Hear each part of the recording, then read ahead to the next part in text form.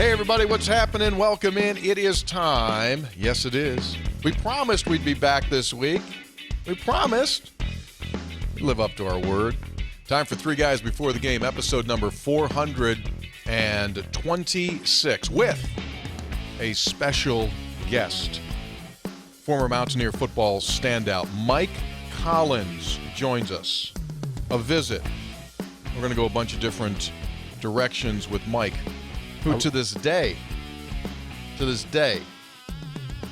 well, there's a lot to say, but I mean to this day embodies what it means to be a Mountaineer football player, specifically defensive player, specifically hit you right in the face. I was just going to say, like, tough and hit somebody right in the mouth. Hit you right in the face. By the way, rare in-season guest. This isn't the summer series. No. This is a rare in-season guest here. Well, Kercheval popped, and so I thought, what a better time with Kercheval out, bring in Mike. Perfect. I had to tell you what's been hard is this. As I said, this is the 426th episode. We've been working with Collins' people since episode 16 to try to get him on, and it's I'm glad it worked. It's been, finally. My goodness, I've never seen a writer so big. Talk about that. Three Guys Before the Game is brought to us by Comax Business Systems, your full-service Konica Minolta dealer. Go to Comax Business Systems at comaxwv.com. That's KOMAXWV.com. By the Burdett Camping Center, the only warranty-forever RV dealer in all of West Virginia. Visit them at burdettcamping.com. And even though I say it quickly, the only warranty forever RV dealer in all of West Virginia, just stop for a second and think about what that means. You buy an RV from them, and the warranty lasts forever. How many times have you had something in your house? You know, when it breaks, you go like, the warranty's done. It's over. I knew, though, it was supposed to be a 5-year warranty. This is the 6th year over. 10-year warranty, it's the 11th year. I've had 11 years, and so never happened when you buy an RV from Burdett Camping because the warranty lasts forever. Forever. Which is a long time. Coming up on our program, we will correct a heinous error from the last couple of episodes. Really? Heinous error. Who made it? Me. You did? Yeah. Huh. So I've been talking about the Mothman and Point Pleasant and that whole deal. And apparently I continue to refer to... So you didn't actually talk to the Mothman? You talked to Bigfoot or something, or somebody else? No. This is all... No, the Mothman, the story stays the same on the Mothman. I've been saying that Point Pleasant is in Pleasants County. I got about 92 texts to help me say, no, it's not in Pleasants County. It's in Mason County. So we'll get it. You said that? Yeah, apparently. Yeah, okay. Trust me, I must have. Because you got more than one email? Yeah. Also, got some information that the Mothman knows and heard that we're talking about him. Great. Now we're jinxed. No. Now we've got the Mothman curse on us. No, we're fine. Because you had to run your mouth about it instead of just keeping quiet. You had to run it. Now we're going to be jinxed. 3 weeks before the Kercheval beer release, and you got the Mothman all up in our grill now. Great. Oh, boy. All right, we'll get into that. Mountaineer basketball coming up on Sunday against the University of Buffalo. We'll talk a little bit about that as well. Real quick before we do you think Mike's already left? Like, has he already heard the open of the show and goes, what in the God's name am I getting my name into with these two clowns? No. Huh? No. You think he's still there? First question. We'll ask him right off there. Hi, Mike. How are you? Appreciate you guys. No, we appreciate you. So let me ask you this. First up, now this is, please raise your hand and take the honesty pledge for Three Guys Before the Game. Please swear him in, kind of like a witness. Us or him? Oh, Mike. I'm going to swear him in. Sure. Okay, just tell me. You deputizing him for the show? I'm going to deputize. So here's your question. Go ahead. Have you ever heard or seen this show before? Absolutely. Oh. Okay. The show that I really enjoyed was when you interviewed Jake Kelchner. That was a good one. That was a good one. Yeah, that was a good one because of Jake. That was a good one because of the guest. It's always the guest. It's always the guest. When people come to us and say, hey, that was a great show, we always go like, yeah, because the person that we interviewed did a really, really good job. Did you ever, you should go back and listen to Kurlavich. I think I saw clips of that one, and obviously you guys have clips on Twitter, so I'll catch up on it. as well. So yeah. Yeah, so I think Kurlav was the only 2-episode show. That might sound that right. holds. Yeah, that holds. He was As you can imagine, we had some good material from Kurlav, Mike. Good material there. Yeah. I'm surprised it only took 2 episodes. I would have thought about 5. True. Yeah. And there were no beeps in the episode. 0. Didn't have to beep anything out. That is like one of the all-time stunners. Mm-hmm. Yeah. It was awesome. So first off, let me just say to you what I said when you first came up on this Skype feed before we started recording. Like, dude, you look good. And take that in the right way. I mean, but you look good. I mean, there's a lot of guys that played with you. I mean, even on that night, take a look at the 93 team. This cat here looked pretty good, doesn't he? Well, he's in Florida. It's easier. I mean, right? It's easier. Not shoveling. Not out there having to shuffle along on the ice, worried about falling. Yeah. True. I spent 14 years in Minnesota before moving to Florida, so I know exactly what Yeah. the ice. I don't miss it. I don't miss it at all. No, I guarantee you don't miss it. So let me ask you this. From a physical fitness perspective, what is it that you're doing on a normal basis now? You'd be interested in Good question. We got to get what are you doing? yoga in there. We always ask every guest about yoga. Looks like you look like you still have some traps. So what do you got going on over there? Well, during COVID, I do like to get into the gym. I like to work out, stay active. COVID, the gym's closed, so I bought a incline trainer, and it's pretty cool because it goes up to about a 40-degree incline. It has a screen. Yesterday I did a walk in the Turks and Caicos, and I can do hikes in the Swiss Alps and Portofino, Italy, and also Chile, and so it's cool. So I'm not one of those guys who likes to get on the treadmill and just monotonously run. Right. That helps engages me. But I'm also lifting weights, and I'm not benching 400 pounds anymore, but I am, get under the bar and put some weight on the bar, and I'm doing those types of things, and just staying active. I like to golf and try to get out at least a week and play some golf, and and how about this? I have a 28, a 25, and a 6-year-old. So that 6-year-old's got. With you, brother. I hear you. You see why my beard's so gray, Mike? I'm with you. You look better with the no gray. Yeah, I'm with you. Okay, so that's interesting. So let me ask you this. You do those things, and obviously you're getting your heart rate up and you're getting your body strong. Do you have any noticeable knee, hip, pain, gait issues because of playing?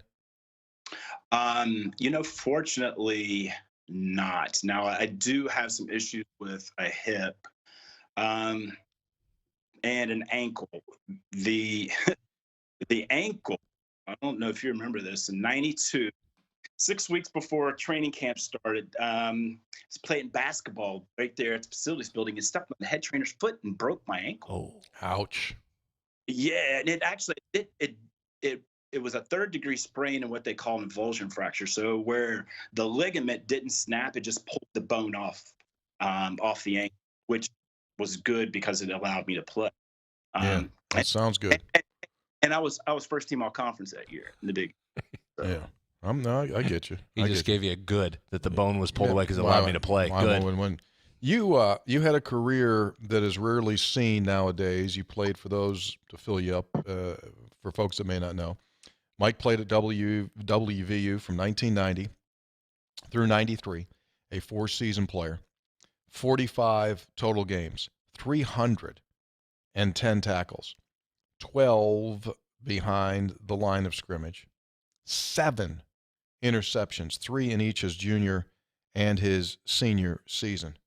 Scored a touchdown in 1990, forced a half a dozen fumbles, and just had what I said at the start, a career that truly defines what West Virginia football was known to be, just lunch pail, blue collar.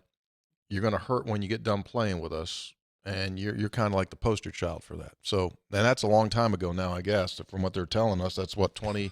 That's like 30 years, dude. Next year is 30. 30 years. 1993 will be 30 years next year. It's amazing how quickly it goes back. And Tony, you're right. It's the 4-year starter playing that long a time. But we also were talking before about this COVID. There's guys now playing 6-7 years. So obviously, I love my time at West Virginia being a native, and I wouldn't trade those days for anything. Yeah. And I mean that, anything. When you came out of Huntington High School, walk me back to your recruitment. Were there options? Were there decisions to be made, or was playing at WVU something that you had kind of already determined that you wanted to do if allowed? Well, that's a really good question. The recruiting was totally different back then. I was a good high school football player, obviously, but I really blossomed and really maturity-wise, physical maturity, kind of caught up my senior year. One of the things that really helped me is my junior high school. I'd never wrestled before, but I wrestled. And this is before, you got to remember, this is before the off-season training and things of that nature that kids do. What I was doing before then was just I would go into the gym, squat and bench press, but there was no running, flexibility, right, things of that nature. And so that wrestling really helped me. It got my body, and it helped my body mature. And so then from a recruiting perspective, I was getting letters, I was getting interest. So the schools that really were on me were West Virginia, Virginia Tech, and Marshall. Mm-hmm. And I did pretty well in my ACT. So I had Ivy League, obvious schools looking at me, Naval Academy. But really, I wanted to play, high level Division I football, and I was just, and I'm being totally honest, I was looking for an opportunity to go to college for free. Sure. And so the recruitment really came down between West Virginia and Virginia Tech. I mean, I visited Coach George Chomp. He was the coach there. In fact, I went to high school with his daughter, Linda. But I knew, I wanted to get out of Huntington and want to get away. And you got to remember, I graduated in 1989. That 88 season was my senior year of high school. Right. And then having an opportunity to play with Major Harris, I'd been to camp a couple times over the summer up at West Virginia. I knew that's where I wanted to go. And so when Coach Dillon offered me, it was probably the quickest. I'm in. I'm good. Yeah, sure. Let's go. Mike, who was the lead? Who was your lead recruiter? Your main contact? Steve Dunlap. Yeah. And it was, what was nice about that was then Coach Dunlap, he was my position coach as well. With recruiting, they're building those relationships. You're their number one guy. You're the best. They're your best friend. And then you get to school and me from Adam. I was like, I thought I was your guy. Freshman, go learn. And but that was good. But then, obviously, that spring ball taken off, and Coach Dunlap, there was some things at the time that I didn't appreciate, but now back, I really appreciate him and how he coached me, and the firmness of his coaching. I'll use that as a polite term. But it helped shape me. It helped mold me, and it was a good thing. Yeah, I'm looking at your roster right now from the 93 season, and these are the dudes that you were running around with. The late Van Washington, Charles Emmanuel, Matt Defoni, Puppy Wright. I'm just doing defensive guys now. John Harper. Just going through the list here. Goodness. Wes Richardson. Oh, yeah, absolutely. I'm scooting down here. I mean, David Mayfield, my gosh, talk about guys that take your cavities out without a drill. Right. Just hitters. I mean, just absolute hitters. When did you have a moment, either your freshman year or at some point early in your career, where there was a play, or whether it was practice or a game, where you just went like, holy heck, is this a world of difference from where I have been. Right. Shoot, I can tell you a moment. The first time that I did warm-ups for a game my freshman year and seeing the size of the crowd, that it was overwhelming. I was not gonna lie, I was overwhelmed. Like, wait a minute, all these people are here. That was that. But then, as far as the game itself, we were talking about Rico before. Rico lit me up one day. I mean, just absolutely destroyed me. And that's when I figured, yo, you cannot come into this going half speed. You better go full speed all times, or you'll get hurt. And Yeah. or how about this? You'll be the person getting punished as opposed to dishing out the punishment. So that's when it kind of I kind of understood, hey, I want to be the guy hitting people, not guys hitting me. Yeah. Now, don't get me wrong, I was always kind of a physical player. You know, I was always known for laying guys out, but that kind of captured my attention in regard to preparation, things of that nature as well. Yeah. I want to bring up a sore, sensitive topic that I'm sure still to this day sits with you, and you already know. And Mountaineer Nation still has this open wound that will never ever heal. Never. So the '92 season. Oh God. He knows where I'm going here. West Virginia, Syracuse. And in one of the great officiating mistakes, I think, in school history took place as West Virginia's playing Syracuse in Morgantown. There is a situation where a play goes out of bounds on the Syracuse sideline, and pushing and shoving ensues. And as a result, West Virginia has multiple players ejected from the game, and the only player from Syracuse that was ejected was a guy that wasn't in the game on their sideline. They go right after West Virginia when play resumes, and they work on a player that was new to the game, and they win the game that way. And it was like, if that happened today with social media, like, they'd have to turn Twitter off. They go, it's too hot. We got to turn it off. So here we are, dude, 30 years later from 92, and it's still sitting with you, huh? Oh, very much so. Very much so. It is, you know, relaying and replaying that scenario, you know, Marvin Graves. Here's the other thing about that, too. It was a fantastic football game. I mean, it was high level. They were ranked in the top 15. I want to say we were like fringe top 25. We were going at it, and it was a good game. We had a great fourth down stop on the 1 yard line, kept Graves from on a quarterback sneak. But I was telling the story earlier this year.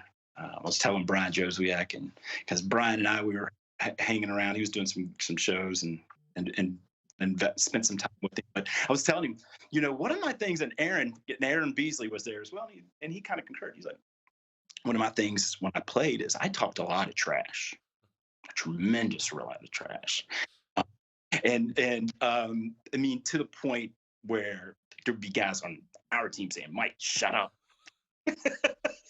But that was my game. And it kept me engaged. And also my whole point was to try to get the other person off their game as well. You know, get them so rattled that they can't focus on what they're trying to do. And plus, but as much as anything, it just got me going and focusing the game. So I was talking about trash that game.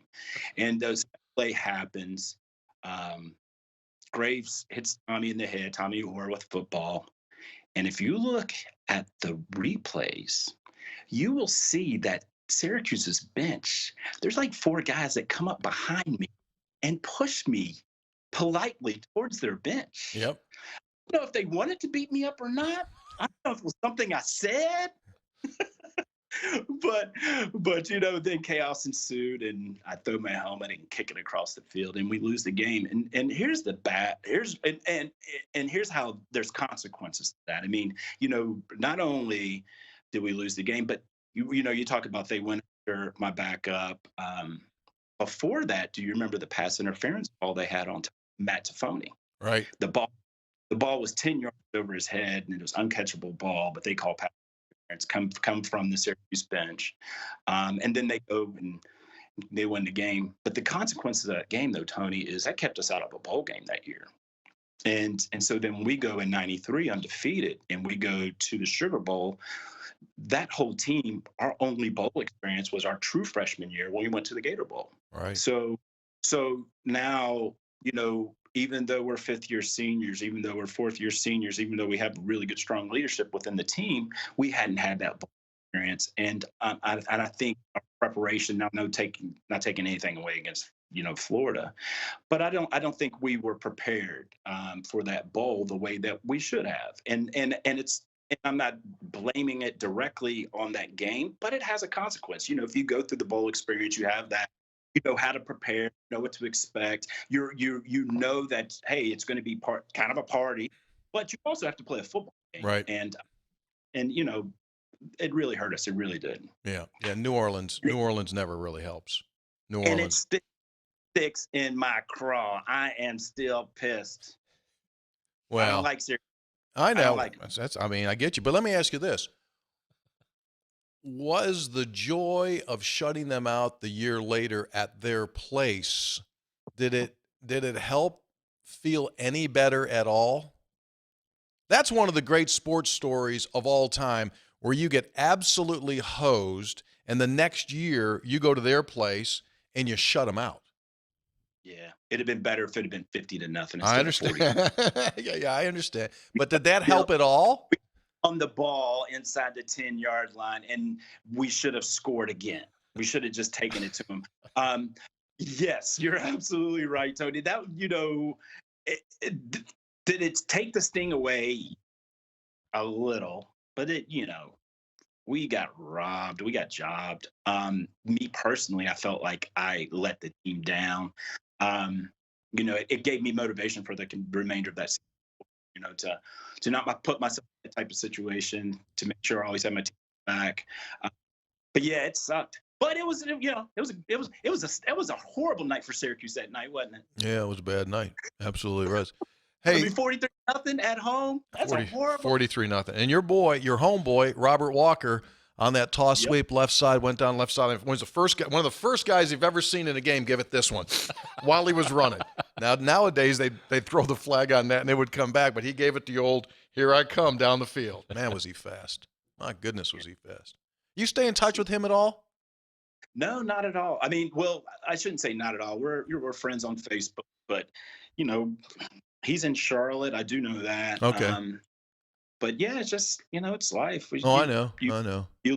Sometimes you lose those connections. The thing is, like, for instance, I saw Steve Grant a few years ago. You emceed the dinner where for Coach Nealon when he was inducted to the College Football Hall of Fame. It was the first time I'd seen Steve in, I don't know, maybe 15, 20 years. Yeah. But it was like we saw each other 2 days before. I know.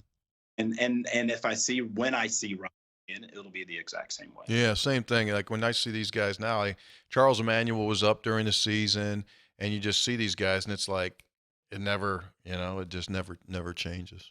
Never changes. Right. Why was Don Nealon as successful as he was, in your opinion? Couple things. One, he stayed true to who he was. He didn't try to chase the next big thing. He stayed within himself. He understood that, for him to win football games, he had to have a certain amount of character, and in turn recruit guys who were going to be able to work within the framework of his system. When I say character, meaning he wasn't cheap, right? And then secondly, the longevity of the staff. The guys that he had on his staff, don't get me wrong, there was obviously changes, but the core group of guys, you talked about one of them before, Bill Kurlavich. I mean, there was a core group of guys that were with Nealon for a long time, and that experience, that knowledge is irreplaceable. You can't, replace a 20-year veteran at anything. You can replace them, but it's going to be difficult. Right. And there's a certain amount of intellectual property, we'll say, within the coaching, that they were able to work together. They knew what they wanted to do, and they worked together. Now, Coach Dillon did pivot too, though. I mean, with Mark Bulger, with the offense, and opened it up and did those types of things. But so he adapted in some respects, but he also knew that, hey, we're going to win with defense. We're going to win with special teams, and we're going to be physical up front, and control the game, time of possession, not beat ourselves, get it down to the end of the fourth quarter, and see what happens. That's kind of how that is recipe for success. Exactly. Yeah, and I think of all the changes, that assistant coach continuity that doesn't exist now is one of the great under-discussed topics of why we're in the position we're in. But that's a story for another day. Mike, let's jump to 93 there for a second as you wrap up 92 season and you get into workouts in the summer heading into 93. When did you get the sense? Was it in the summer? Was it 3 games in, 4 games in? When did you get the sense that 93 could be special? I knew that we were going to be good at the end of 92.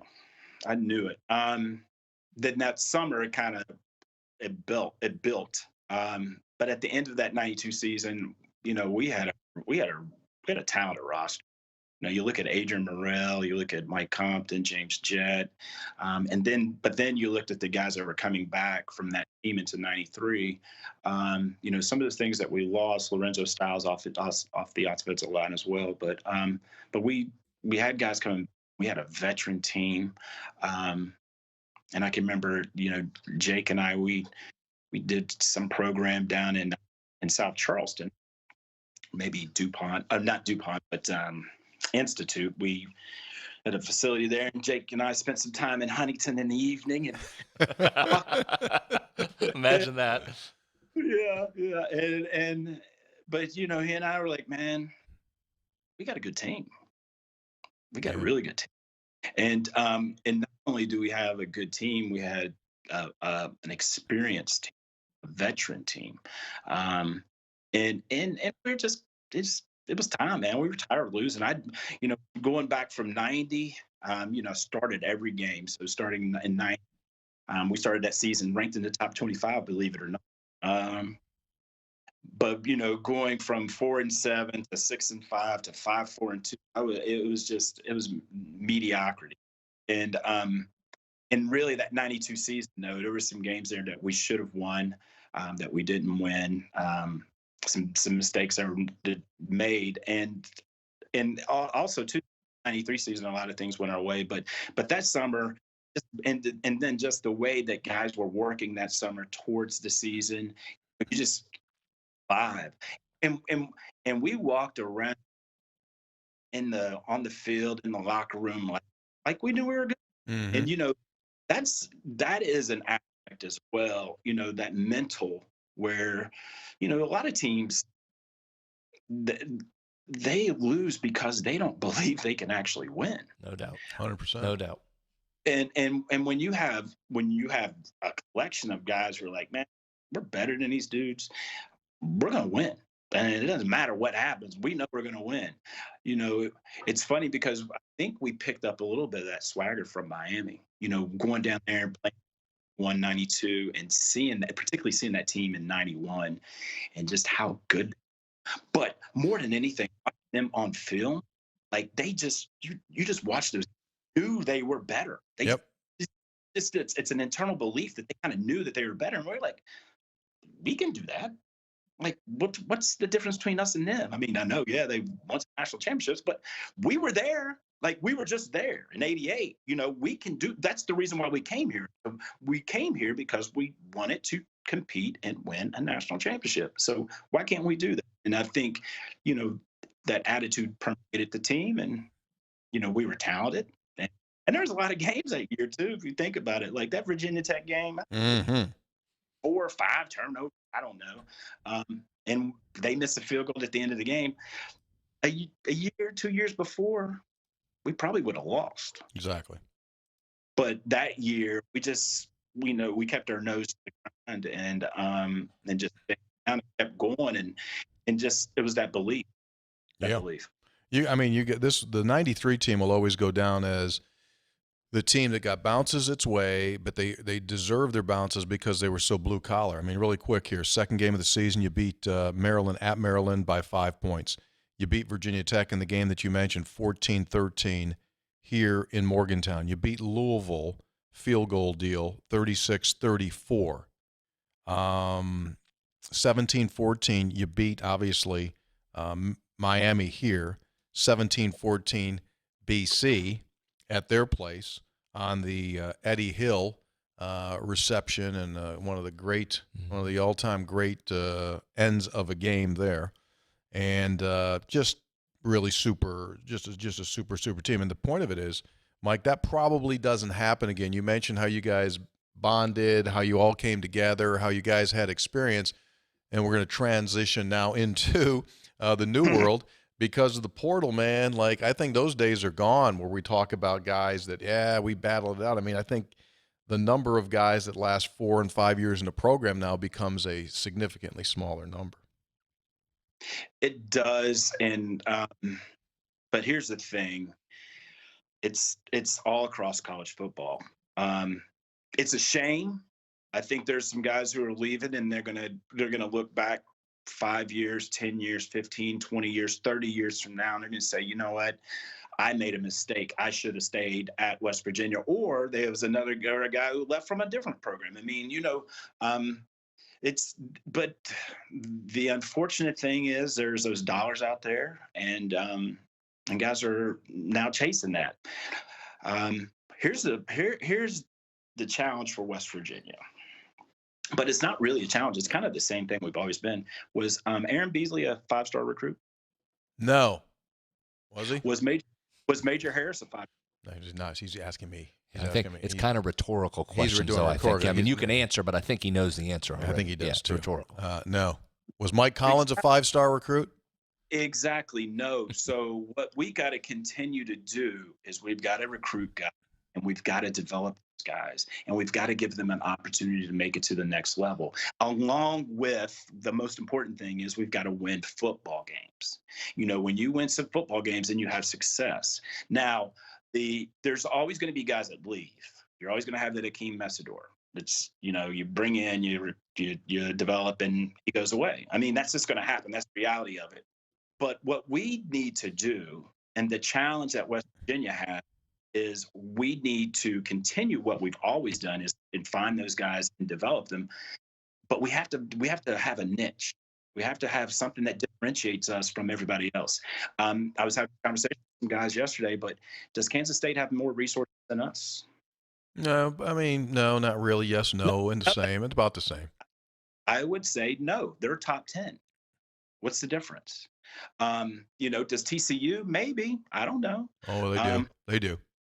Yeah. So, but we still have to figure out a way to attract talent and keep that talent. And what I would suggest is one of the primary ways you do that is you win football games and you develop guys and you get them an opportunity to get to the NFL. That's how you keep the guys here. That's how you keep them here. Yeah. Retainment is going to be the huge aspect of it. And I think not only at West Virginia, but everywhere going forward, is how and what is the recipe to retain kids. That's going to be the ultimate. That's going to be the ultimate recipe. And I think over time we learn every year in this new world of the portal. Okay, exactly why are they doing this? And I think we're starting to see some data, and coaches will start to use some data saying, hey, here's the average kid that left a program to go to another program, and statistically, this is normally is what happened. Once they get more and more data, I think there'll be less movement. It won't get rid of it, but I think there might be less when people get a realistic look at what it's going to be. Well, there's no question. I do think it normalizes, but I think one of the things that goes hand in hand with this is what Mike mentioned earlier, and it was the continuity of the staff before, when a Kurlav, a Donnie Young, a Steve Dunlap, go right down the list. Dan Simrell was here forever. There were guys that were here forever. That's not happening either. It's not just players that are moving. When these assistants are on the go every year or two, that's a factor in this. It just is. The guy that recruited you, that you're close to, that coached you. You talk about development, Mike, the guy that's been coaching me. I like how he coaches me. He's gone, and he takes the money and goes to another school. Those are all that stuff's in the pot here, all mixed together. It's one of the challenges, not just here, but at schools all over the country. Yeah. No, you're right. Yeah, you're absolutely right. I agree. one of the things that maybe, I'm just throwing it out there, but maybe now you have to, and what say, for instance, Alabama and Florida knows, Florida has a staff of 75 people, right? True. Well, maybe have an internal staff as well. And maybe that's something that Virginia considers doing is, yeah, we have turnover in the coaches, but we have this internal staff that's always going to be here. One of the things that gets lost is when kids are getting recruited, they're getting recruited to the program and not necessarily the coach. And I get what you're saying, Brad, about those relationships. But if there's a relationship between the program and the player, then it's not dependence. That relation that kids want and desire to stay at that particular school is not dependent upon that one relationship with the coach. It's also a function of their relationship with the program, and so having support personnel that help strengthen that when there is that indecision, because a coach leaves, well, we have some other people here that are going to help you and develop you. So Yeah. I mean, And I think also, guys, that each person is different. So let's talk about this. There are some kids that come in and their only goal is I want to monetize as much as I can while I'm in college. I want to make money. Mm-hmm. So if that's your only goal, you can have all the infrastructure that you want as far as career development. I'm just going to go where the highest bidder is going to take me. That's one type of kid. Another type of kid is, I don't want to be in school at all, man. I just want to play football. That's all I care about. And so like the academic part of it to them, they're going like, hey, that's great. You got academics. I just want a ball.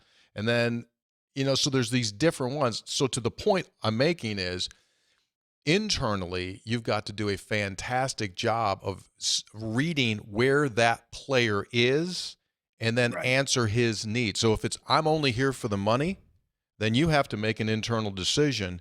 Okay, if you're only here for the money, we do think you're good enough that we want you here. You figure out a way for him to get to the NIL to keep him happy. For the person that wants and is striving for professional development, then, hey, it's Mike Joseph down in that weight room, and we're going to take care of it. Here's your master plan. And it's for the other kid, all I want to do is get my degree. Okay, that's fine. You got to read these guys. And therein lies one of the challenges is that's hard to do. It is hard. There's 50 new guys coming in. There's 30 new guys coming in. That is hard because you're right. There isn't a broad brush you paint with. And I'll give you one. Just as of this morning, I pulled this off a tweet earlier. It's a list of the schools that have the most guys in the transfer portal right now. Number 1, Texas A&M. The school that put the most money forth, right? We talk money, got to get more money, Nobody had more money than A&M. They lead the transfer portal departures right now. So it's not just one thing. Alabama's in that top 15 as well. Yeah, because only 11 can play on one side at the time, right? Correct. And Alabama kids are going like, hey, man, I'm good. And you're going to, like we've been talking about, you got to get that after all. So, yeah, I just think there's this incredible amount of introspection that is taking place now in football programs that didn't used to have to exist because, as you know, Mike, you were less of a transfer flight risk because you knew you'd have to sit out a year. Right, exactly. And the portal changed that whole dynamic where now it's a lot easier. And so you're right. I just think this hit me a great epiphany that I had. No, it really wasn't, but I knew this, and we're starting to see the title of player personnel director used within these programs, but like never before has it been for real. Like when they first started using like player personnel. It's kind of a fake title. If it was a fake title, we would kind of laugh and go like, yeah, he's the player personnel director. Guess what? It's real. And like, well, GM is coming. Yes. General manager's coming. Yeah. So I would go like right now, I'd go find someone that was doing it in the NFL. A player like a true evaluator of this guy can help us, this guy cannot help us. Get rid of him, go get this guy, pay this guy, don't pay this guy, pay that guy, don't pay that guy. That's what you're going to have. You're going to have, unlike any time before, it's not, well, he's a freshman, he's going to develop. It's like, can we win with him? If not, get him out. Absolutely. And that's what I was kind of alluding to that with the support personnel and building that support staff, because 1, they identify the talent, 2, they develop the talent, right? But then they're playing psychologists and psychiatrists with the kids as well. to keep them, the constant, the one thing that's changed is this constant need for attention. And so constantly stroking egos, constantly, being there for that player, that that means now they're attached to the program and not necessarily to the coach. And to your point though, Tony, about the recruiting, you know,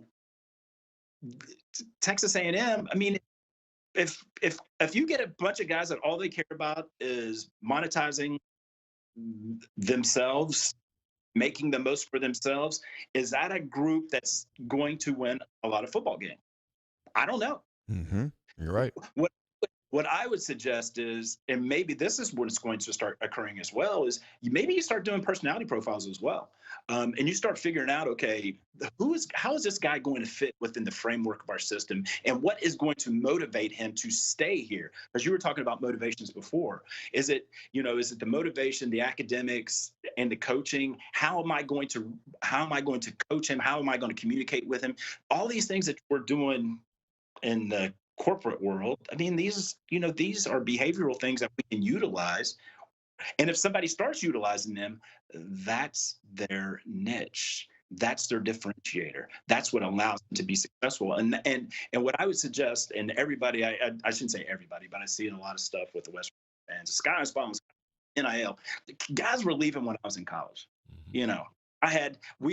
This is before there was a cap on the walk-ons, but I think we had 25 in our recruiting class and about 40 walk-ons. Right.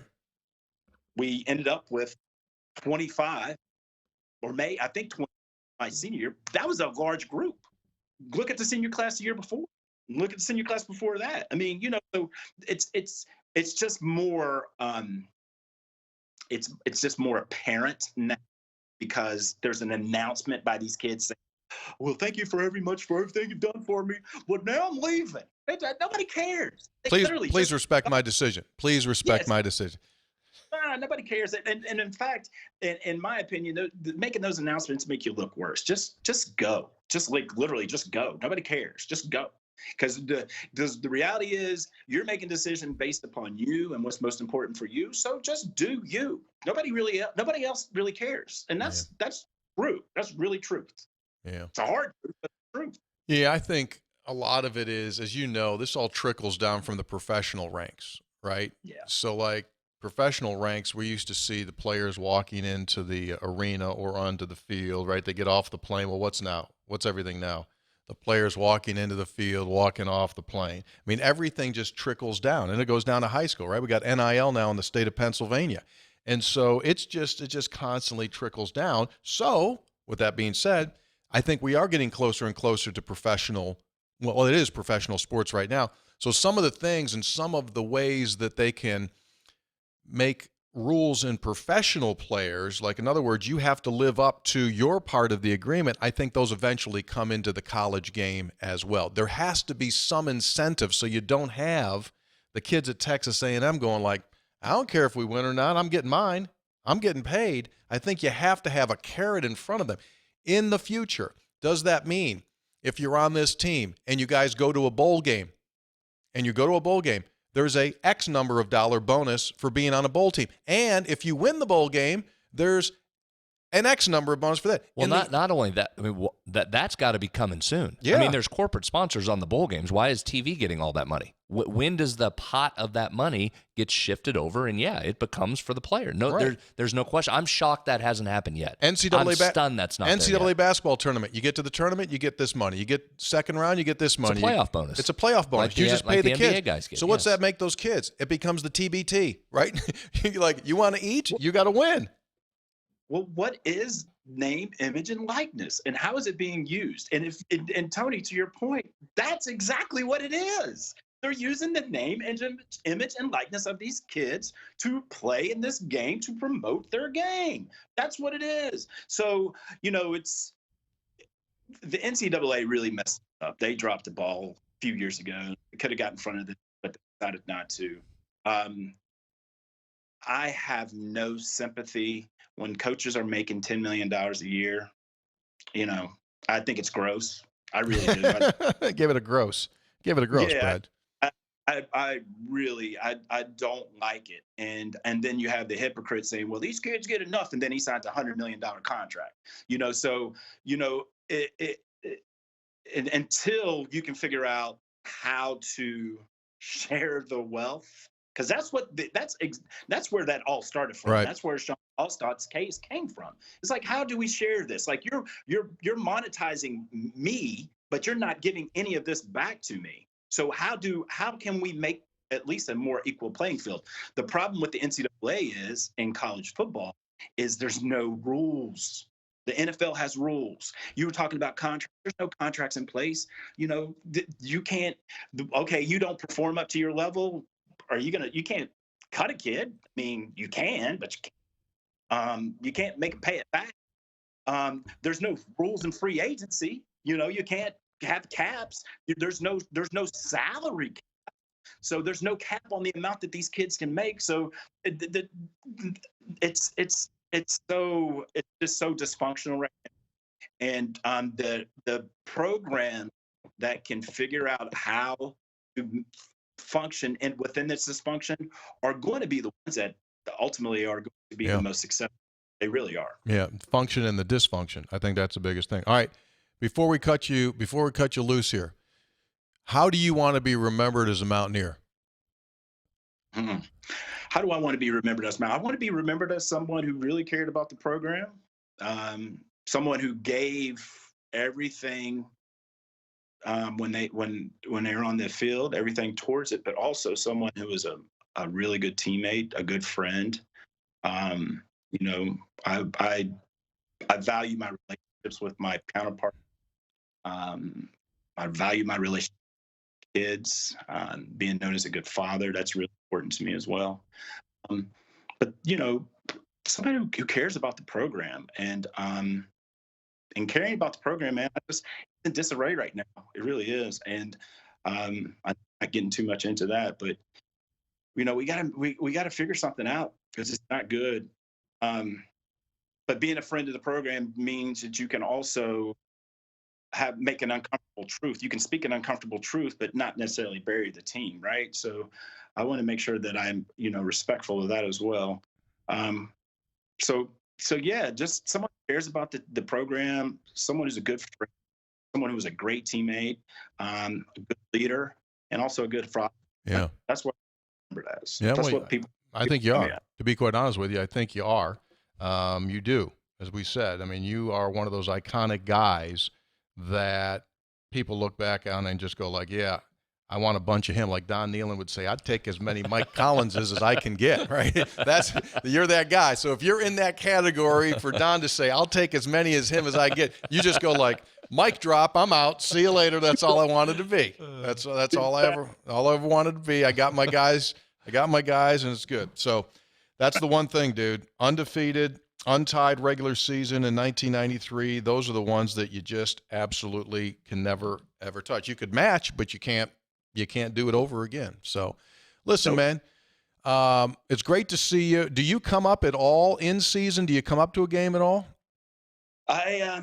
So this past season, I was at the Pitt game. Okay. Hanging out with Garrett Ford, Beasley, Adrian Morrell, Vanderjack there, Mazzone. I mean, there was a bunch of us there. And then, but the previous year, I came back for 2 games. It was the first time I've been to 2 games in probably, 25 years. Wow. I came up to the Virginia Tech game. Okay. And then for Majors, when they retired his number. Yeah. I wasn't planning on it, but I was like, man, I got to come to that. And it's funny, Tony, because I spent some time with Major this fall, and I was like, dude, I'm your fan. He's like, what? It's like, I'm your fan. I'm your biggest fan. And every time I and he's just such a good person. He's a humble guy, just a great and funny as heck too. Yes, he is. But talk about one of the greatest players ever is Major Harris. But yeah, so I'll make it up to the Pitt game this upcoming season. Awesome. And hopefully we can catch up. Yeah, and by the way, I think there's probably a real good chance it'll probably come out tomorrow that West Virginia may be playing one of its conference games in your state. next Oh, season really? as All well. So we'll make that a note as well. Listen, man, it's great seeing you. You still look like you're a kid, and that's always a good thing. We appreciate your time, and stay well. All right, thank you. I appreciate you guys having me on. You very bet, buddy. much. Take care. Thanks, There he Mike. is. Thanks, Mike. Mike Collins, one of the all-time Mountaineer greats, joining us here on the podcast. And when I started looking down at that roster, like there were so many guys like him that just brought the hammer. And boy, that was good. Good group. Good group. Good I know group. that, sometimes. Remembered forever, as you said. Yeah. Remembered forever. Yeah, absolutely. So that's always a super good thing. All right, three guys before the game. Brought to us in part by the Comax Business Systems folks, your full-service Konica Minolta dealer. Go to Comax Business Systems at comaxwv.com. That's KOMAXWV.com. I was talking to Bob. At Comax. Yeah. I was talking to Bob over at Comax, in fact, this week. And he taught me something. Because I was asking him about a piece of gear or two. Yeah. And I said, I know you guys probably, this is too small for you. And he was like, no, it's not too small. We do everything from small to big when it comes Full menu. full deal. And I went, oh, you really do? And he goes, yeah, we really do. I said, oh, okay. I didn't know that. So don't think that it's this big. They can do whatever you need, and they'll work with you. It's Comax Business Systems. So whether it is office equipment or whether it is monitoring of your data and you're managing your IT services, they do all of that and more. Manage voice, manage phone, 24/7 remote monitoring. They got your networks back. So visit them. They're wonderful. 10 times they've been named an elite dealer by ENX magazine, and no other dealer in the state has ever received that award. So it's Comax Business Systems. Check it out. Three guys also brought to us by the Burdette Camping Center. I mentioned earlier that it is warranty forever when you buy a vehicle from them, which is just terrific. Saw something else. Didn't realize this on a thing. Don't even ask me how I got here. But did you know it's RV detailing time of the year? No. Supposed to do that now? Well, you can. Most people at this time, when they're not Actively using it as much, Mm-hmm. unless they're going down to Arizona, Florida, wherever they're going. But there's a lot of times. So when that time comes and you're inside and you might be, or someone is, you need parts, sales, or service, check out our guys at Burdette Camping Center. That's BurdetteCamping.com. Shall we play some music? Sure. Oh, there it is.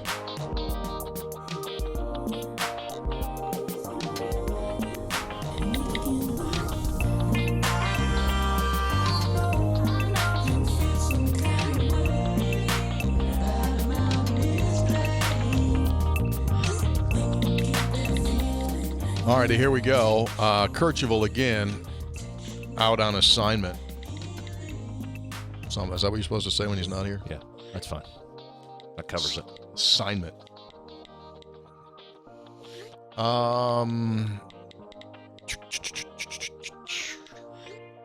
His first text. Oh, hey, I don't even know. Hey, Taylor, did I put an SEC picture in there? Is there an SEC picture in there, Taylor? If you have that graphic, does it say SEC? Maybe not. Probably not. Probably didn't send it. Anyway, guy JT not Daniels in Westover, Texan says not exactly what Spreads was calling for, but I guess you can't say he was wrong. And what it was the report by Brett McMurphy this week that Texas and Oklahoma might be gone not in 2 years, but in 1 year. Yeah. One more year. They're sort of leaving early? Maybe. Yeah. Big shocker. Uncle Buck texts in, Jaredstown. Scopes, Spreads, and the Brewer. Been listening since episode 1. I just wanted to give congratulations on a great career to Tyson Bagent at Shepherd. Unfortunate they couldn't pull it off over the weekend. He's the biggest what if for me. I really would have liked to see him in a EV uniform from the start. Watched a lot of his high school games, feel we missed out on him. Also, I agreed with Brad when he said we'd never see the turnover at one position like we've had at DB. Unfortunately, we're going through the same thing at wide receiver right now due to draft eligibility and transfers. Yeah, the second part first. Yeah, no question. Wide receivers become a position of need. Still the difference though is that draft eligibility is part of it. I mean, the defensive backs it was not. It was all transfers, so that's still there. Right. I'm with you on Shepard or with Tyson Bagent. We watched a lot of him in high school too. It's not just West Virginia. Could he have played here? Yeah, I think given the career he's had he been here to start, I think you would have seen Bagent be able to play at a nice level here at West Virginia. I don't think there's any doubt about that. There are a lot of schools that missed on him. Given what he did in high school, coupled with the size, that's the other part, right? Sometimes you see guys that had these awesome careers. We talked about it. And the size is like, well, it's going to be hard to transfer. He had the size and the arm strength. A lot of schools missed on him. The one point I would make to you, Mr. Uncle Buck, is that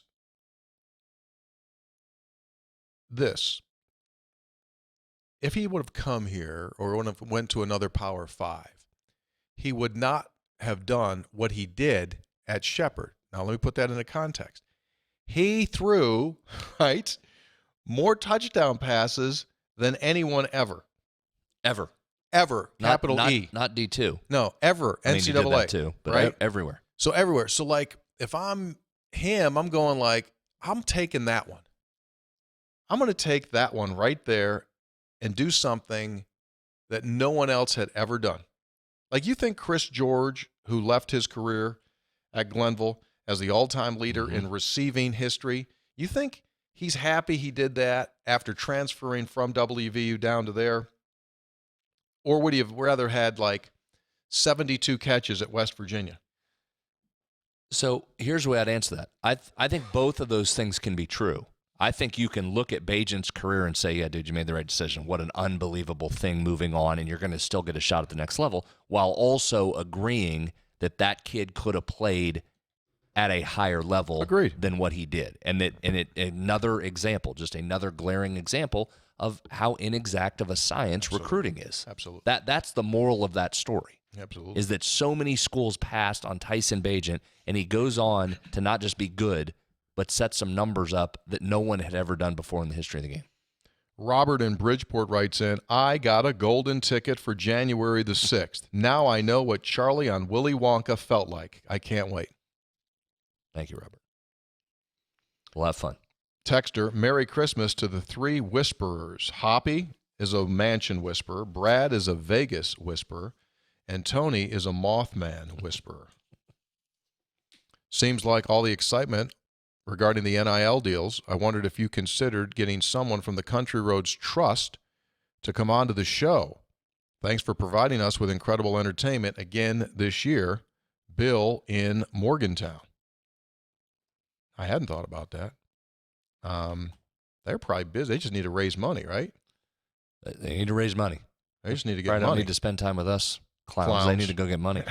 Make pitches. What'd you do today? When I went on this podcast, waste of time. Go get money. Clowns. Yeah, talk to three clowns. Go get meetings. Texter says, I've got an idea for the next beer release, a triple hopped RBF sour. Taylor, you got that other picture up there that shows the picture. Apparently he was referring to, there was a picture of Hoppy on our artwork for the beer thing. Mm-hmm. Taylor, did I send none of these pictures to you? Is Taylor still out there? I think he left. left. He left. He walked out. Yeah, this is a Wildcat strike? I don't know. Might have left. Taylor said I didn't. I thought I sent them. Okay. That's a shock that you didn't send it.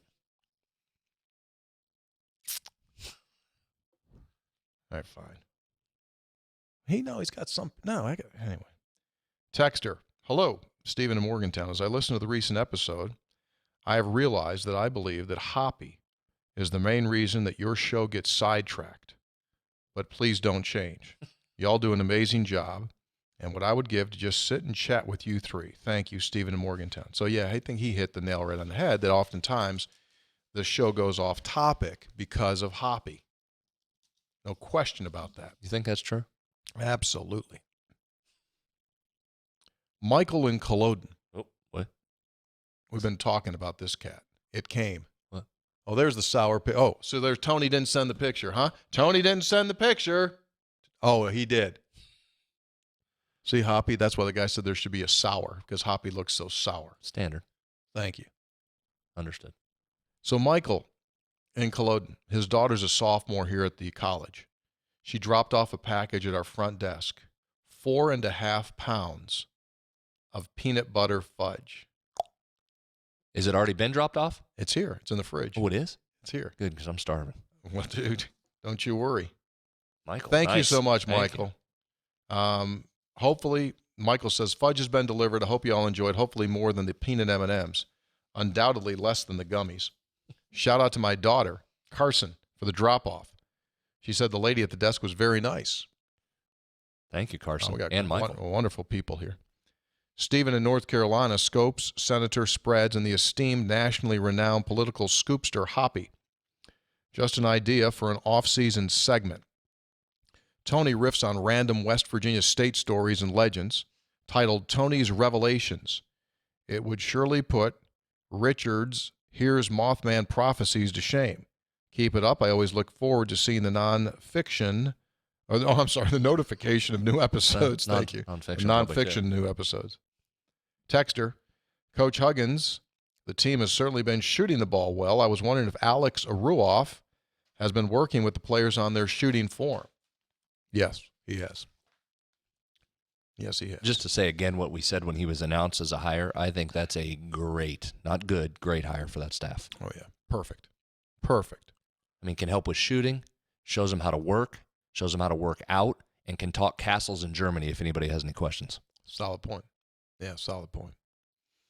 Texter, hey, three guys, long-time listener, first-time texter. For the record, I try my best to not spend my time with idiots, but I gladly spend my time with you. Congratulations on Kurt Javal. I wish I could be there. You asked about this a few episodes ago, so here are the numbers. A barrel is 31 gallons.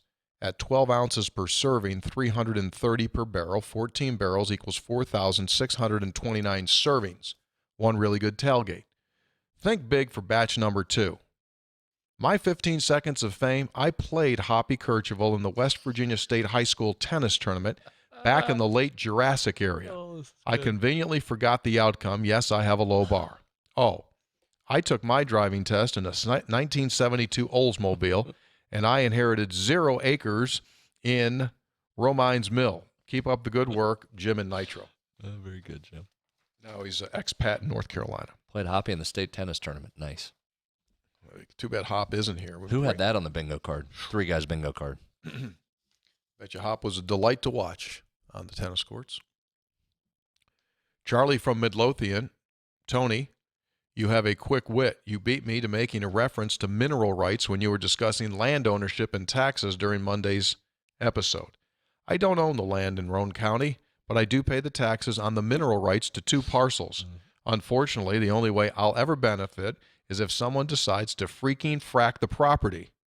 P.S. To follow up on another show topic, our Volvo was a 240 DL station wagon, and when we moved to Midlothian in 1980 and 5. Mm-hmm. P.S. I love the podcast. Thank you. Here we go. Here comes the first attack. Station wagons. Here comes the first one. Just so you know, Point Pleasant is not in Pleasants County. Maybe you can ask Hoppy. I'm sure he knows. Mason from Point Pleasant. Wait, why does it say 2 no? I didn't say that. Why'd I get lumped in with you? No, that doesn't mean you. He said, just so you 2 clowns know.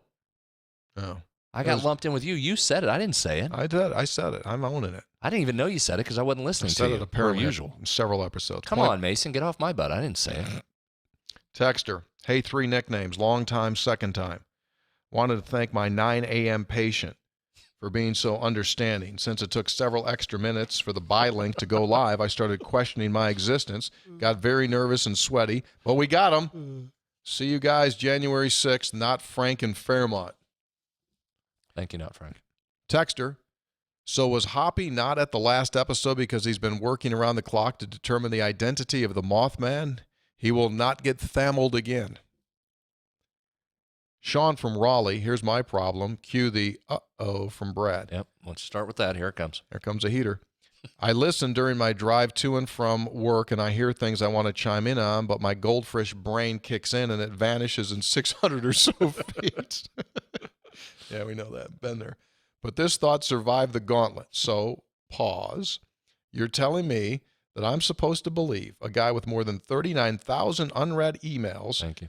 about who Mothman is? Interesting. At a cocktail party, at the Greenbrier, unsolicited? That's a little irregular, right? Maybe a summer crossover event between three guys and the folks at Appalachia Mysteria, right there in Morgantown, to get to the bottom of this. If you haven't listened to their stuff, you should.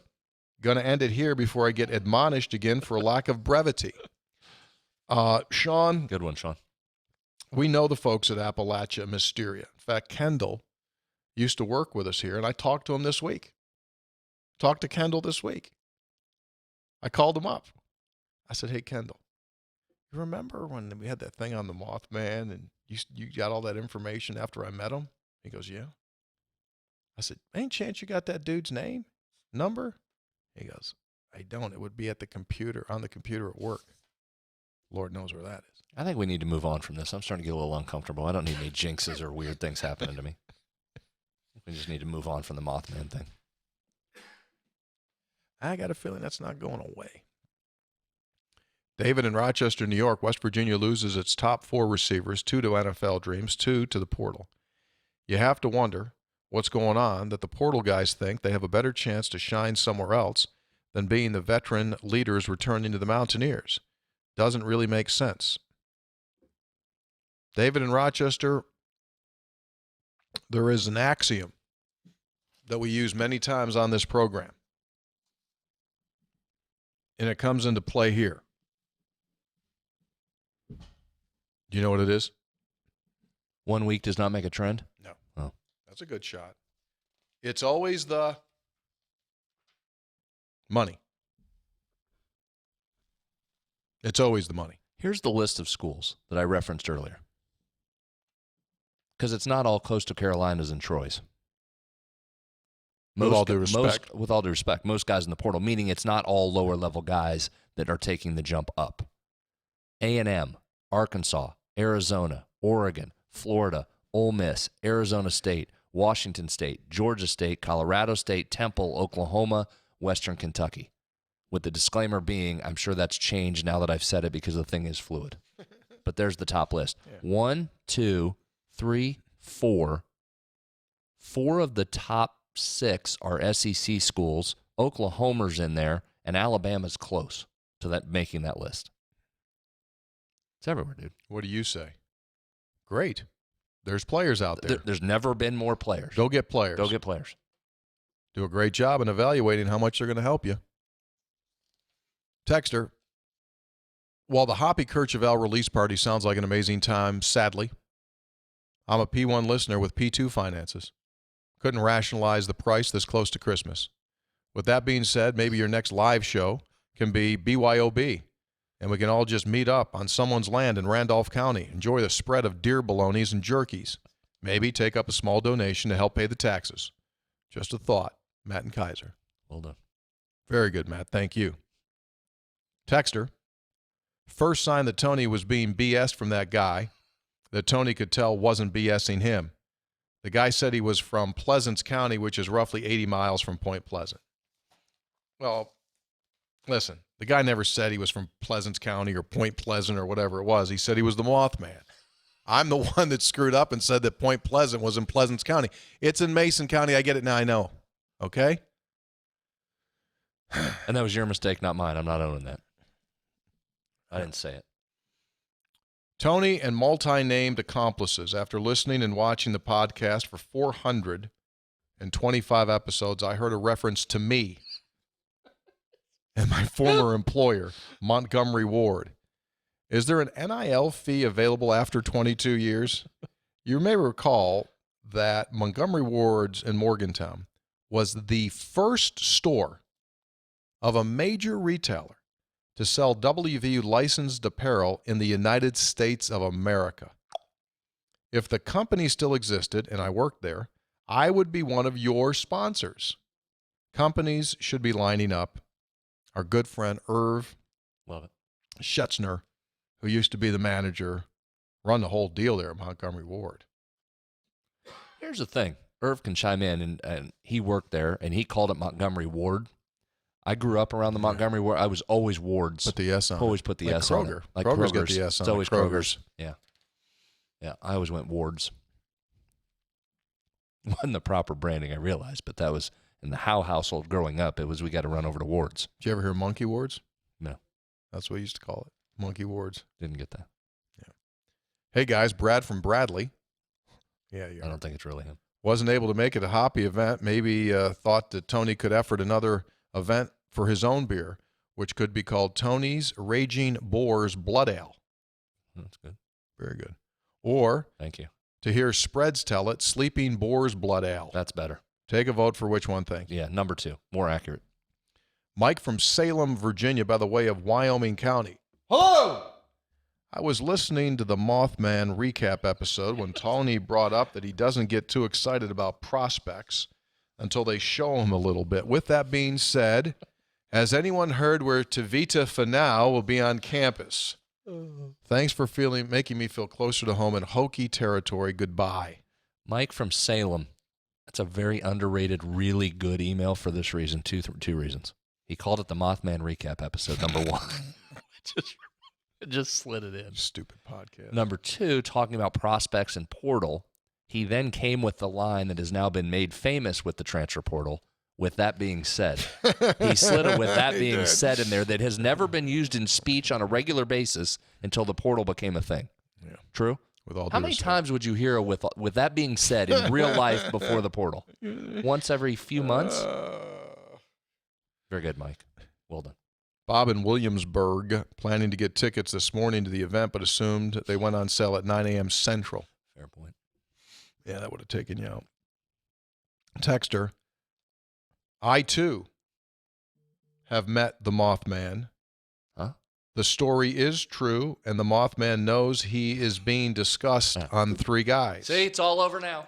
However, Tony, it is not Pleasants County, it's Mason County. Point Pleasant in Mason County. Pleasants County is up near Parkersburg. I know you didn't have to take West Virginia history in New York, but you've been here a long time, brother. LOL, Jason in Greenbrier County. You know, I was thinking about that. Thank you, Jason. I'm owning this thing. I screwed that up. Fine. But you know what? I know a heck of a lot more of West Virginia history than I do New York State history. I know no New York State history. There's 99 counties in Iowa. I got one. But here's the thing. Don't bury the lead in that article or in that text. Don't bury the lead in that. Don't be fixated on your mistake with the counties. There's a very important line in there. Reread it? I'm really not comfortable now with this direction. Texter said, Jason in Greenbrier County, I too have met and know the Mothman. The story is true, and the Mothman knows he's being discussed on Three Guys. That's what I don't like. Can you back us out of this, or made clear that you're the one that brought it up again, just like you made the mistake? You're the one that brought it up. I'm not participating in the Mothman discussion. Most of the time when you offer me a corrective plan, I go with it because I find out, I say, you know what, you are right. This one, dude, I'm going the opposite. I'm going straight into this thing. I got a plan. I don't think I want to be in this plan. You might be out. High scope spreads and suds. I meant to share this story back over the summer, but I've been holding on to it longer than my family has owned land in Monroe County. Early August, I attended a Major League Baseball game in Baltimore between the Orioles and the Pirates. The game was designated as WVU Alumni Night. They gave away these hybrid Orioles and West Virginia hats, which I love as a fan of both teams. See that? Got the WV on the side of the hat and then the Oriole. Yeah. Anyone who purchased an alumni ticket that night not only got the hat, but also got to sit in a section of the stadium that was only for WVU alums. During the game, I overheard the conversation of two gentlemen seated behind me. I quickly noticed they were talking about this podcast. So I did some eavesdropping. One of the guys asked his friend if he had heard the most recent Three Guys podcast, to which his friend replied, "Yeah, I did. I can't believe those clowns interviewed that quarterback from Pitt." Just goes to show there's always a Three Guys connection. Thanks for all you do. Let's go Mountaineers. Dan in Damascus, Maryland. We took a little flack for having on Pat.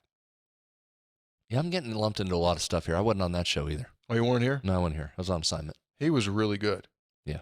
And I have no apology whatsoever that we brought Pat Bostic on to talk. I thought it was good. Gentlemen, episode 425 was a gem. For a moment there, I thought I was watching Pluto TV's Paranormal Channel or an episode of that Giorgio dude show on the History Channel. What a blow. Such a callback to reality this must have been for all those UFO enthusiasts. I also agree with Tony that our enthusiasm over recruiting must be restrained until the actual product is properly demonstrated. Some of our greatest players were serendipitous discoveries, right? I'm starting to see that Brad is also right about getting all worked up about who's going into the portal. We really just have to remain calm, wait, and see. By the way, my dad thought he was buying some land up in Fayette County until we found out the guy had sold the same 2 parcels to other families. Oh. Thanks again, guys. Great show. Pastor Jay in Charleston. That'll happen, too. The double sale? Well, you've been in the real estate. Dirty titles, right?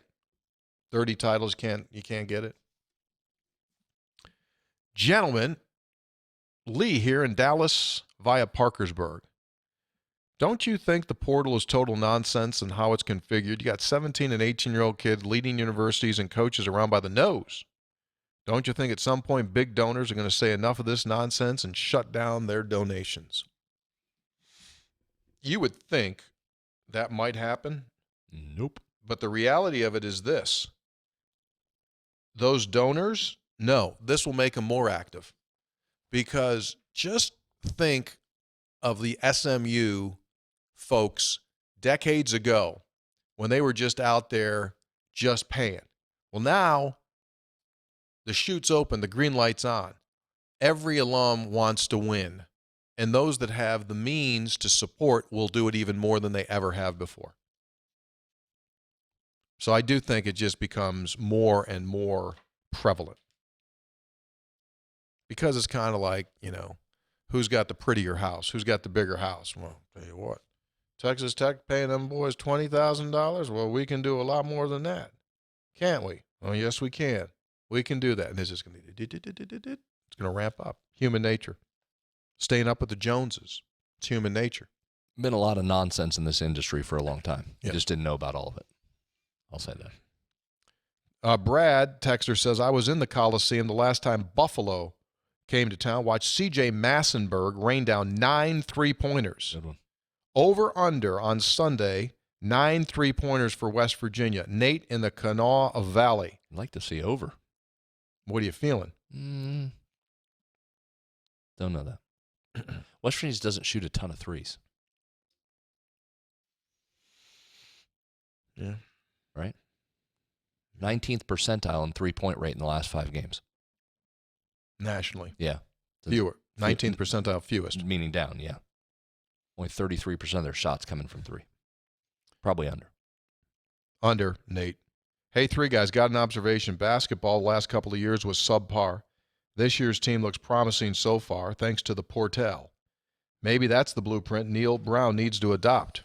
I realize the amount of familiarity needed for a football team is of a greater degree than a basketball team, but the age of the portal, it may be a necessity to target more urgently than graduating seniors. The portal has hit all teams hard. Last time A&M with 20, Alabama also double digits. Players out there to be had. Mm-hmm. Yeah, just like we've been saying. Texter, this was the capital letters to start this. All in capital letters. Warning. An in-pod text. During the pod. The person was listening to the pod, pauses it, and starts to write a text. This text is directed to Scopes.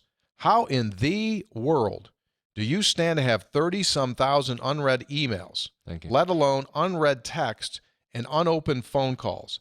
I think I would break out in hives if I woke up one day to that many in my inbox. The feeling of satisfaction from having the email box be on one screen without having to scroll is certainly worth knowing. P.S. I wonder if Comax Business Systems offers an inbox clearing service.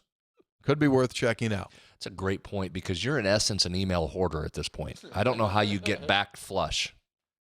You couldn't physically take the time to go in and clear that mess out. Yeah. I'd say of the 30,000 of them, probably less than 10%. Less than 10% are relevant. The other ones are just garbage. I was going to say 10. Yeah. Not 10%, 10. Anyway, Texter, going to tell you guys again, putting your show on YouTube was a wonderful idea. The YouTubes doesn't buffer like Metro News' website. Maybe you could get Taylor to look into that. Taylor, put that on your list. Site buffers? I guess. Taylor's got a lot on his list. He's got to get his tuxedo for the event on January the 6th. Is he wearing a tux? Mm-hmm. Top hat? No. Cummerbund or vest? No, he'll standard tuxedo. I know. Vest, no cummerbund. Cummerbund's kind of more old school. Phil got him over there that size? Yeah. He could fit Taylor? I think. You got to even get anything. He does. Quick turnaround, too, for him. Yeah, Taylor's going to wear a tuxedo for those of you that are coming on January 6th. Texter, to follow up on the Reese's episode, a man broke down the peanut butter to chocolate ratio of Reese's shapes with hearts, eggs, and king size at the most peanut butter, respectively. Taylor, could you get that up for us? Excellent. So it's a breakdown right there. One of the horrible technical things we still do on this show is when someone gives us a graphic, we still can't see it. Can't see That's it. probably bad. Can't see it. Hey, Taylor, just yell. Which one has got the most? Maybe you could stick your head in here. Which one's got the most, Taylor? But you're right. You can see that one. I mean, there's a clear distinction between there's certain ones that have more peanut butter. Well, it's got to be the shapes because they're bigger and the bulk of the shape. Which one is it? Heart. Over what? Heart's one of the shapes. Heart. I kind of lumped all the shapes together. Heart by a slim margin Taylor gave us. Heart, then egg. Which egg's the original? Yeah. Yeah. There you go. Shapes. I was on it. The texter continues, Tony had listed his feedback on recruits and his evaluation on DeKeel Shorts. Who have been some of your biggest heartbreaks or busts in football and basketball? The reason I stopped caring about, I shouldn't say that. It's not caring. The reason I started really putting a whole lot of stock into recruits was the Jonathan Hargett situation. Yeah. I got so amped up. I got so like, oh my gosh, I've seen the future, and the future is Jonathan Hargett. That didn't work well. Right? Did for a little bit. Yeah, I mean, he had it, but that didn't work well. Tennessee game, last second shot. Oh, sure. Absolutely. New Mexico, too. Mm-hmm. He had a huge one. Those were like back-to-back. Yeah, exactly. So that's kind of what I just went like, okay, let's just wait.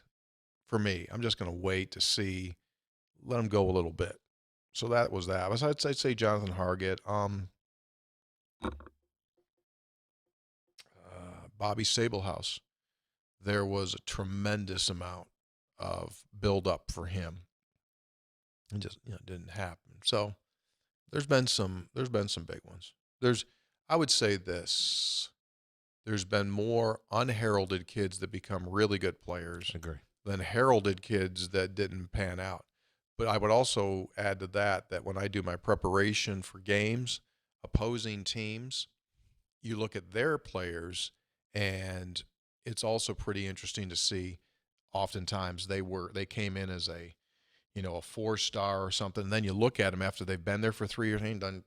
Mm-hmm. It just happens. Back to the inexact science. Yes.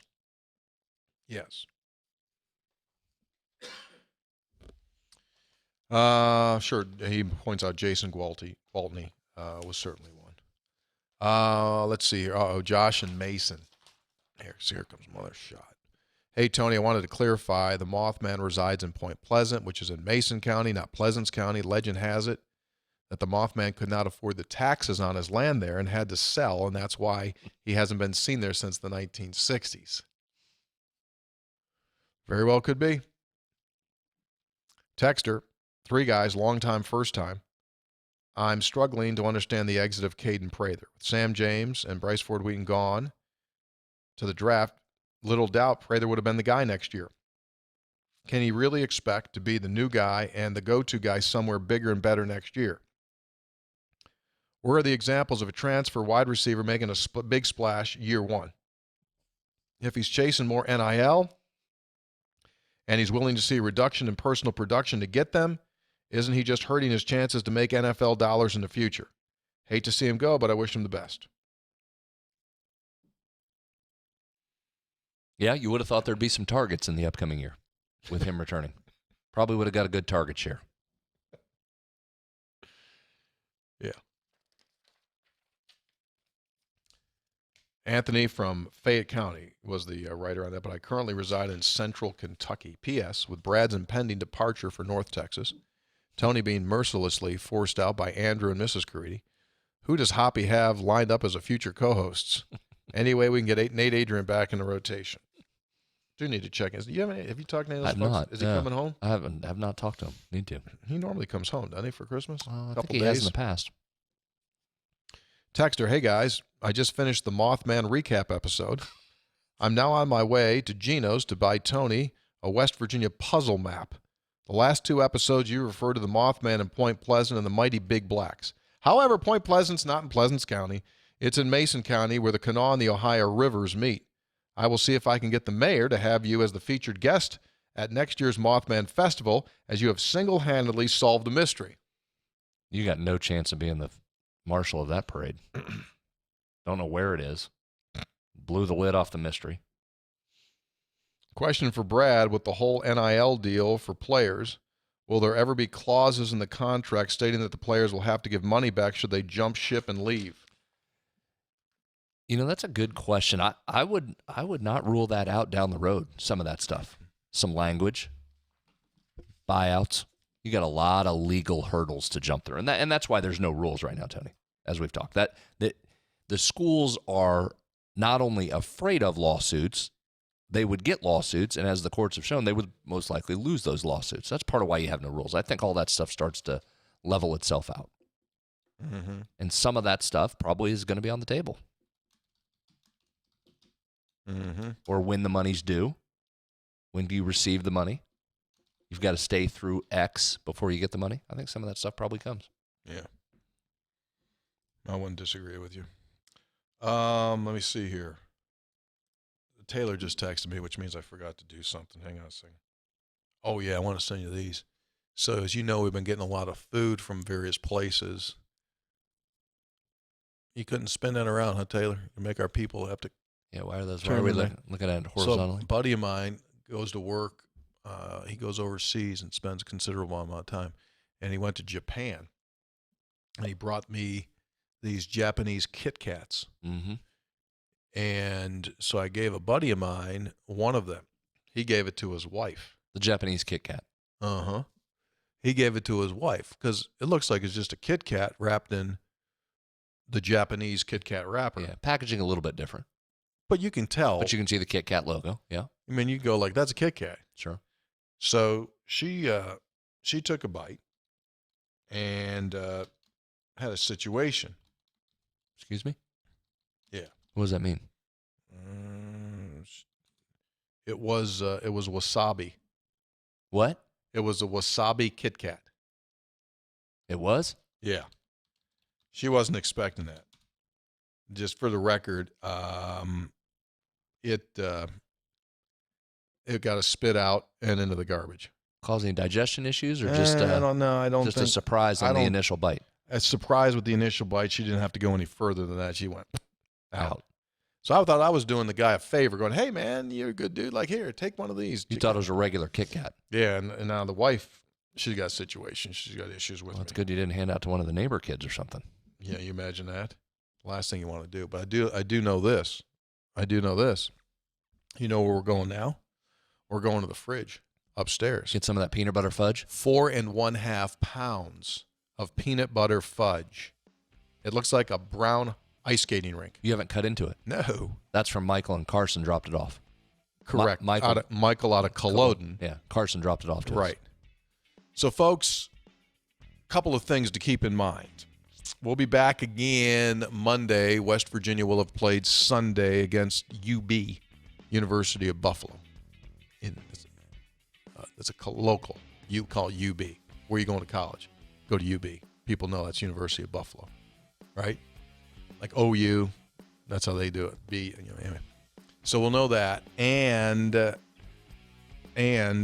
Hoppy will be back on Monday from his assignment, and a special thanks to Mike Collins for joining us. He was really good. That was fun. Enjoyed that. Walk down memory lane.